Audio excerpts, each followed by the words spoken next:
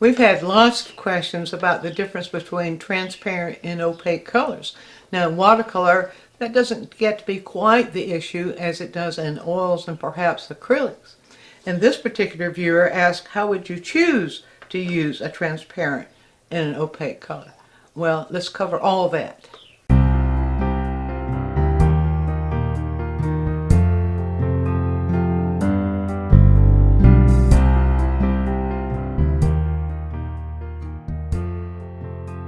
One of the best ways to test whether your colors are transparent or opaque, now this is watercolor, oil, acrylic, gouache, or even pastels, is to take a magic marker, something that's permanent, and draw a thick black line like this, and then I'll show you how you can test those. Now, all the colors that we have, all the choices we have, some of them have transparent and opaque of a similar color or similar hue. Others don't. So I've chosen two sets here just to show you how this thing works.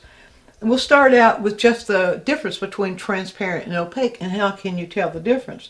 Now I have here, this is the Daniel Smith Quinacridone Burnt Orange, and this is the Holbein Terra Rosa. And you see, you look at them on the palette, they look very different. So let's just start out. Well, first of all, before I do that, I also have here Indian Yellows made by Gamblin and Rembrandt Transparent, Rembrandt Cadmium Yellow Deep. Okay, now, let's just start out. These look so different and these look so different. Let's first of all check the transparency. And here's the way you would do that. Softer brush is probably going to work better. Softer flat brush. You pull the same amount or try to get the brush loaded on the tip like that and simply make strokes like this. Now can you see the black line through the paint? That shows how transparent it is. Now we can go to the Terra Rosa now and do the same sort of thing. We always need to be sure that we thoroughly wash and dry the brush in between these tests, else you're going to get false results. So thoroughly dried brush, and then we'll go to the Terra Rosa and I'll load the brush the same way. Just pull the tip of the brush down on both sides. And we don't want it well, we want it to be just as close to this as we can get it, and we put these side by side and you see what you get. Now you see how opaque that is. You can't see the black line through it. These colors are very similar to each other. And so, but we get one that's opaque and one that's transparent. Now, the question of how do you know when to use, or when would you use a transparent and when would you use an opaque? You would use a transparent for one thing if you wanted to build the color, if you wanted to build a depth of color and you want to use maybe 2 colors or 3 colors. You would put a transparent layer of one color down, allow it to dry. On top of that, you would put another layer of transparent color, allow it to dry. Another layer, allow it to dry. And that would give you, for example, if you wanted to do, if you wanted to create a green from a blue and a yellow, for example, you might put the blue down first, the transparent layer, and then you go with the transparent yellow. Once that's dried, and you put a layer, and you would see that it changes it towards green. You might want to put another layer of yellow to get an even deeper or a richer green. That's one way that transparents are used. Another way transparents are used are to change or to put a tint over a color that's already there, which I'll show you in just a moment. So you can't do that with opaque colors. Not with the same degree of transparency. If you do that with opaque colors, I'm going to show you what would happen now with this opaque color. I'm going to take some linseed oil in the brush. I'm just going to reach in here and pull a little bit of this opaque color down right here. Now you see there we have it very, very thin. And by making it thinner, we create something closer to a glaze, and the amount of the medium I put in it will determine how thin that gets to be. Now I want you to watch here the difference. You see, we have a very transparent color like that, but you see how weak that is. It doesn't give you the strength. Plus, some I put a little bit more in here and pull it over here. See, and a little bit more. Now, after a while, as this dries, you'll begin to see the pigment or the little particles of pigment settle down, and you will see them. You see it right here. You can already see it. Those little bits of pigment that are settling to the top. And so you're going to get that if you use an opaque color as a glaze, whereas right here you don't see that sort of thing. So the transparent color you can get as a glaze meaning one color on top of another in order to create another color. So that's one reason why an opaque color would not work so well to create a transparency. Now I want to do one more set to show you. We have here the Indian yellow, and once again thoroughly washed out brush. Make sure that color is washed out of there. Thoroughly washed out brush, thoroughly dried, absolutely thoroughly dried. Maybe more paper towel here to be sure that's dry. So we'll start out there with, again, the transparent yellow. This is Indian yellow. It's a transparent color, and this particular one is made by Gamblin. All right, so here it is, and you can see how transparent that is. I can even put another layer on it, and you still see that clearly that black line comes through. Barely tints the black line. Now we'll do the same thing with the opaque color, which, as you can see, is in the same hue. It's just has a different quality of the transparency against the opaque. Once again, thoroughly dry the brush after you have rinsed it. And let's pull the opaque. This is the cadmium yellow deep. This one's made by Rembrandt, but there are other cadmium yellow deeps too. Now we put this one right here, and you see how thoroughly it covers that black line. Almost completely opaque. Well, you could say completely opaque. Now let's do the same thing with that one, where we add a little bit of linseed oil. I'm going right over here to do that one. Add just a little bit of linseed oil there to make it thinner, and you can see here. I put that one a little bit thicker. Now, as you watch it, as it begins to kind of settle down, you'll begin to notice little particles of paint, little particles of pigment that will settle in there, whereas you don't see that same thing here with this one. So the one reason to choose one over the other would be if you needed to do glaze. If you want to do glaze work in your painting, then the transparent colors do work better for glaze, unless you want the particles of pigment to show.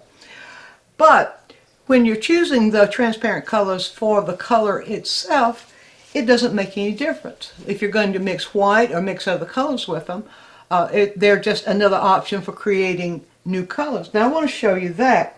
I'm going to pull some white down and mix a little white with the, first of all, I'll do that with this color. Just mix a little white into that quinacridone burnt orange. Now here's where something fun begins to happen.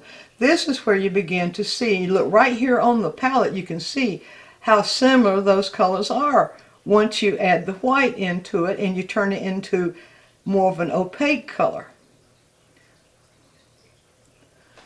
Alright, I'll just show you that right here. There is quinacridone burnt orange with white mixed in it.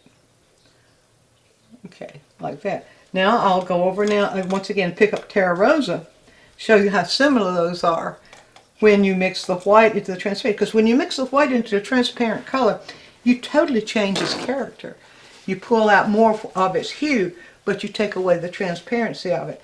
So here's Terra Rosa. A lot of people think that burnt sienna is the equivalent to quinacridone burnt orange, but it depends on the brand of burnt sienna actually. Here are those two together. See how similar they are? If I had added less white, it would be even more similar. The burnt sienna will vary from manufacturer to manufacturer. Some will be a little redder, some will be a little oranger. My experience with Terra Rosa is that it's a more consistent pigment, a more consistent hue from one manufacturer to the other. But do remember that manufacturers are going to vary in certain colors especially. So you'd want to, or my preference is to find a color I like from a particular manufacturer and stick there so I always know what my color is going to be. Alright, now I want to show you the same thing with these two colors. So once again, I'll pick up some white right here. And I'm going to mix it in with Indian yellow. And watch how the character of Indian yellow changes when you mix white into it. Almost a totally different color. Now here it is. And look how similar that is to cadmium yellow deep. This cadmium yellow deep that is made by Rembrandt. Sometimes some manufacturers of cadmium yellow deep will be lean a little bit more towards yellow, orange, or they may be leaning a little towards yellow. You see those two together, how similar they are. So the answer to the question is, first of all, find a way to test your colors to find out whether they're, this is the best way I know of, to test your colors to find out whether they're transparent or opaque. Then you'll know that if you need to glaze, you would use a transparent color. And I'm going to show you now, and let me finish saying that. And then when you choose transparent colors, the reason you're going to choose them is because either you want to build a layer of color for more depth, want to build it in layers of transparency for depth, or you want to change something that's already there. Now I'm going to show you an example of changing something that's already there. Here's a little study I did for our most recent workshop, and I'm just going to put this up here.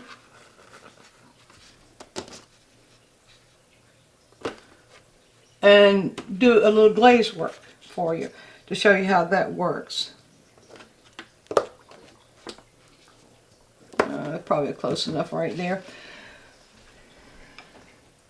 Now, suppose I would like this to be a little bit more, this green to lean a little bit more towards yellow or maybe yellow-orange.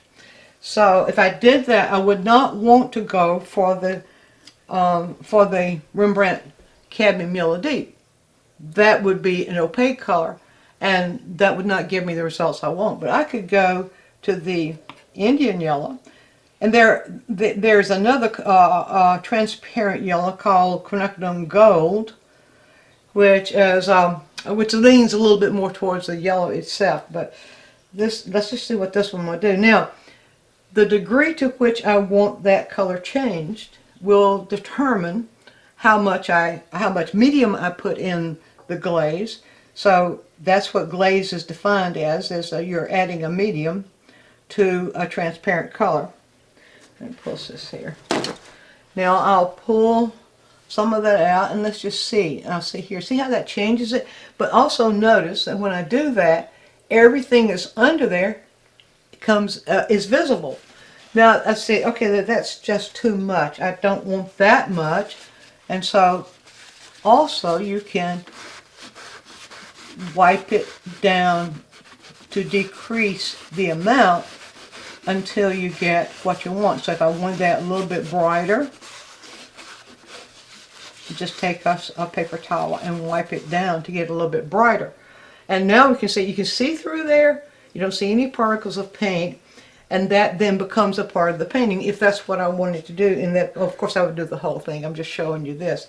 Suppose you don't want that. Suppose you look at it and you say, no, that's not what I want at all. This needs to be thoroughly dry. The paint that you're working upon needs to be thoroughly dry.